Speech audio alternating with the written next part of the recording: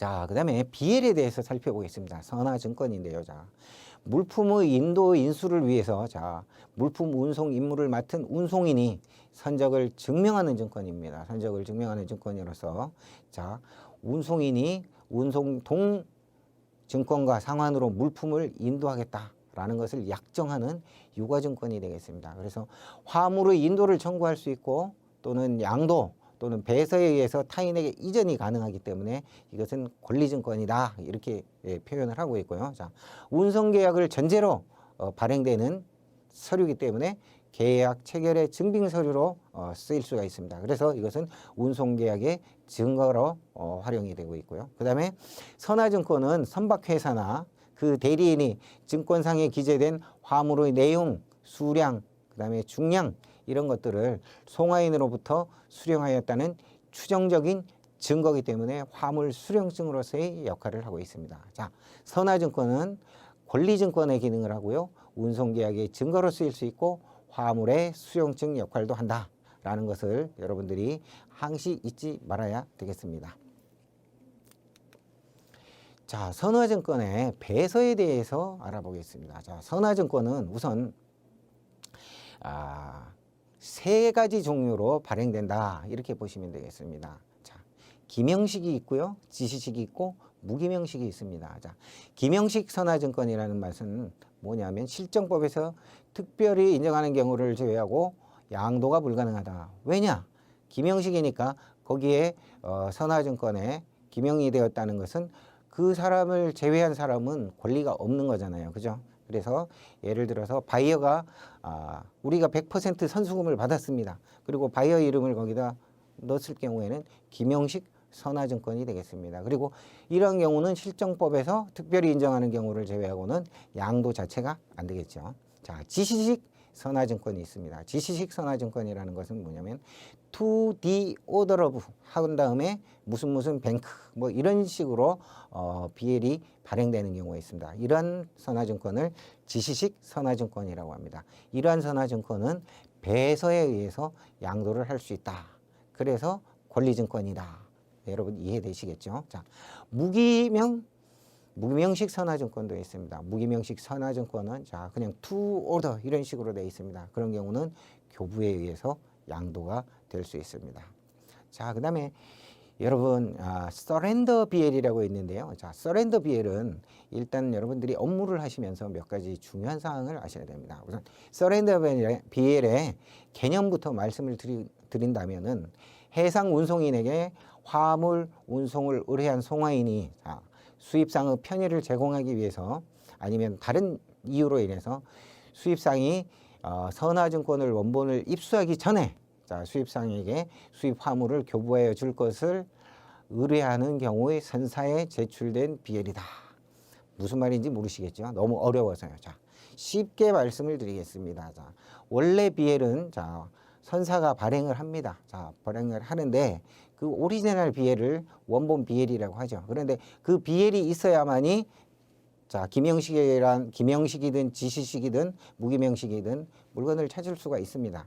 그런데 이 원본이 꼭 있어야 되는데 원본이 가는 시간이 너무 늦고 이럴 때 바이어가 빨리 통관을 하려면 그 원본 BL이 없이도 통관을 해야 되는 경우가 있습니다. 빨리 통관을 하기 위해서. 그런 경우에는 서렌더 BL을 받으면 됩니다. 그러면 그 오리지널 BL은 선사에 제출됐기 때문에 오리지널 BL이 없지 않습니까? 그래서 실무에서는 서렌더 BL 하면 수입상에게 수입 화물을 교부해 줄 것을 의뢰하면서 선사에 BL을 제출하는 것을 서렌더 BL이라고 하지만 오리지널 BL 자체를 받지 않은 상태에서 BL 사본 형식으로 받은 BL을 또 이야기하기도 합니다. 실무에서는. 그래서 그 BL 사본만을 가지고 기명식으로 되는 경우가 많습니다. 서렌더 BL은요. 그래서 기명식으로 되어 있을 때 그 바이어가 그 서렌더 BL 카피 사본을 가지고 물건을 수령할 수 있게 되어 있습니다. 이러한 경우에 물품이 도난되거나 분실될 염려도 있고 사고가 날 수도 있습니다. 대금을 받지 않았습니다. 바이어한테. 그러한 경우에 서렌더 BL을 보내준다면 바이어는 대금 지급을 안 하고도 물건을 찾을 수가 있고요. 만에 하나 가능성은 적지만 악의로 제3자가 저 BL에 대한 내용을 알고 있었을 때 서렌더 BL이기 때문에 물건을 미리 찾아갈 수도 있습니다.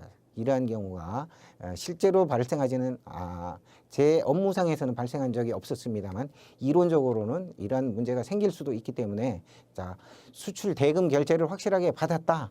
이런 경우에 바이어가 요청할 때는 그러한 서렌더 BL을 받아주지만은 외상거래나 추심거래나 이러한 경우에 서렌더 BL을 함부로 발행해 줬을 때는 여러분들이 거기에 대한 문제점이 생길 수 있다라는 것을 반드시 알고 진행을 해야 될 것입니다.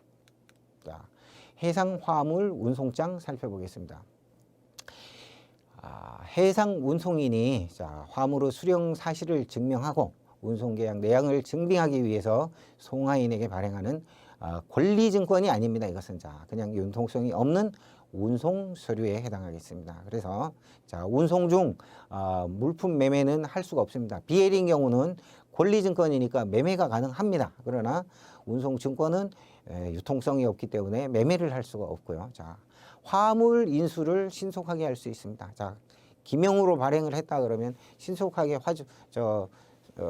수화인, 컨사인 1을 확인하고 화물 인수를 받을 수가 있기 때문에 기명식으로 보통 발행을 하고요. 그 다음에 운송 물품에 대한 매도인이 처분권을 소유합니다. 그래서 권리증권이 아니기 때문에 매도인이 처분권을 소유하는데 운송 중인 물품에 대해서 물건이 도착하면 바로 도금을 받기로 했습니다. 그런데 매수인이 대금 지급을 하지 않습니다. 이럴 때 매도인이 물품을 선사를 통해서 매수인에게 전달해 주지 말라고 얘기를 할 수가 있습니다. 그럴 때는 매도인의 컨펌 하에 매수인이 물품을 찾을 수가 있기 때문에 처분권을 매도인이 갖고 있는 특징이 있습니다. 그리고 아무래도 BL은 권리증권이기 때문에 분실을 하면 큰 문제가 생기겠죠. 그러나 해상화물 운송장은 권리증권이 아니기 때문에 선화증권만큼 위험이 크지는 않습니다. 그래서 그러한 특징이 있다는 것을 여러분들이 아시면 도움이 되겠습니다. 복합운송 살펴보겠습니다. 복합운송의 의미는 적어도 둘 이상의 다른 운송수단 방식에 의해서 화물을 운송하는 것을 복합운송이라고 합니다.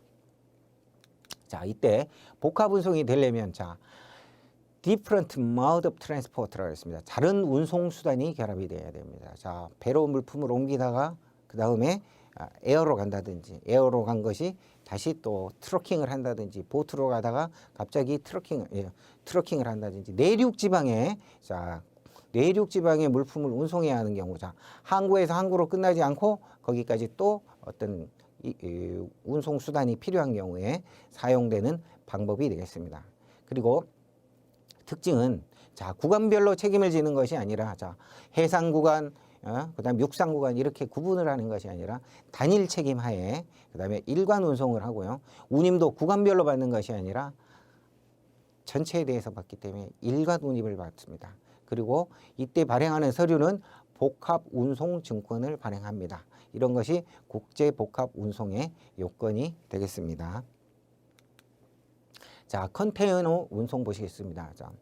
포장, 운송, 보관, 하역 이런 과정에서 신속하고 경제적으로 안정성을 최대한 충족시키고 운송 중에 화물의 이적이 없이 일관 운송을 실현시킨 혁신적인 운송 용구가 바로 컨테이너가 되겠습니다. 이 컨테이너가 생김으로써 보관, 하역이 편리해지고요. 운송이 편리해졌겠죠. 그죠?